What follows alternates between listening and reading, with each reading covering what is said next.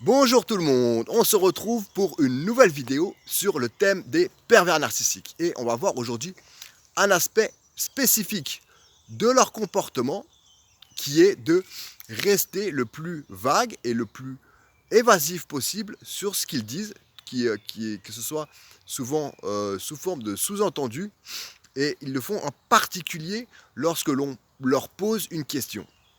Lorsqu'on leur pose une question, alors que nous on attend une réponse claire et précise, eh bien le pervers ou la perverse narcissique aura souvent, très souvent tendance à suggérer les choses plutôt qu'à d'y répondre clairement ou à dire, ne pas y répondre du tout en disant à ton avis ou quelle question stupide, ou à faire un long discours mais sans répondre clairement à ta question, sans donner de réponse claire à ta question.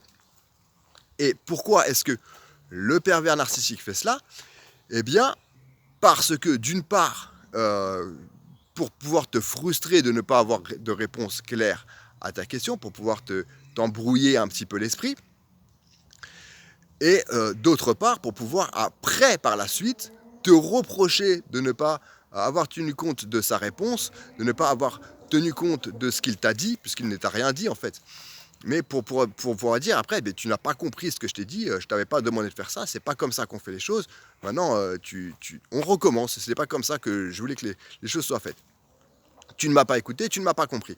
C'est pour cela que le pervers narcissique essaye souvent de rester le plus évasif possible lorsqu'on lui pose une question et d'être le plus évasif possible euh, bah, lorsqu'il parle. C'est très souvent dans la suggestion, c'est rarement, il dit rarement les choses clairement et surtout pas lorsqu'on lui pose une question. Donc, que faire face à ce comportement? Eh bien, tout d'abord, orienter les questions. Par exemple, si c'est une question dans laquelle vous voulez entendre oui ou non comme réponse, eh bien, la question sera est-ce que oui ou non et voilà, on pose la question comme ça. Donc, ça lui laisse, ça va un petit peu l'obliger à euh, donner une réponse claire. Il aura plus de mal à être évasif, mais bon, il va quand même essayer de le faire. Donc, s'il essaie d'être évasif, s'il essaie d'être vague dans sa question, s'il ne répond pas à sa question, eh bien, s'il ne donne pas une réponse claire, ce qu'il va sûrement essayer de faire, eh bien, il faut dire, peux-tu être plus clair, peux-tu préciser, je ne comprends pas tes suggestions, tes sous-entendus, peux-tu, s'il te plaît, être plus clair dans ta réponse? Et là, bon, il peut s'énerver, il peut suggérer que c'est toi qui n'as pas entendu, ou alors il peut être un peu plus clair.